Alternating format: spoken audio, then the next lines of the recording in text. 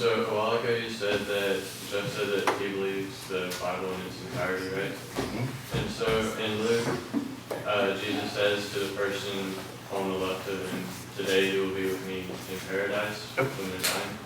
And then in Revelation, it speaks of a judgment day where everyone from earth goes into heaven and they're judged by God. And so I was wondering, like, time frame.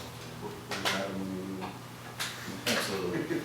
So we look at time differently than I think God looks at time. Like, I think time is a man-made thing, and God obviously sees and does things from differently than what we do. So if I were Adam, see if I can explain this in a way that might make some kind of sense. If the front of this rug down here was a timeline, okay, and right here is the beginning, as you and I see it, okay, of Adam and Eve, and all the way down there is when we go to God. That would be our timeline, okay? God doesn't see things from our timeline.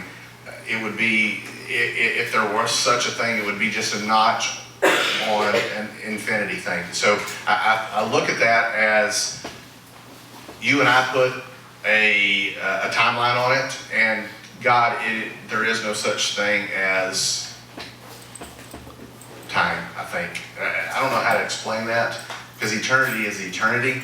So today to Jesus is going to be different than today is to you and I believe. I won't get into it because I don't fully understand it, but if you really want to confuse yourself, go Google A theory and B theory of time and the way philosophers have tried to explain what time is, and you'll drive yourself insane. It's good fun. But yeah, pretty much however it is that God observes and witnesses and experiences time, we can't fully comprehend. And it's like the question, the people who have already died, where are they? What are they doing? Whatever, they're going to be raised again to the judgment, but what are they doing now? Where are they? Where are their souls? In time, how does that work out? I'm not really sure we can fully comprehend it. And so there are some things that I try as best I can to maybe understand and then go, I don't know, I have to leave it up to you, God. And that's not all that satisfactory of an answer, but I'd like to add a little bit more. When Jesus said that to him, he said, "This day you'll be with me in paradise." That's an Old Testament phrase. Abraham's bosom and paradise were equal. So a lot of individuals have answered this question by saying that he is in paradise in Abraham's bosom waiting for the judgment. So he already got his grace from God, but he's still with all the other saints there waiting for the judgment part there. And this where time gets confusing. He said today.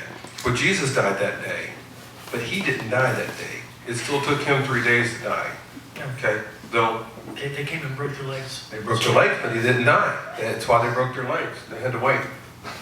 So, and then in two places in Scripture, a day is to 1,000 years, and a year is to a day to God. And I think I misquoted that. It's in Peter where he's saying God doesn't consider patience as we do. For to him a day is as 1,000 years, and a year is, or 1,000 years is as a day. Thank you.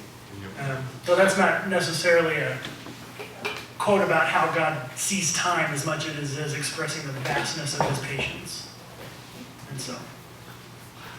Did that answer your question? Does that help?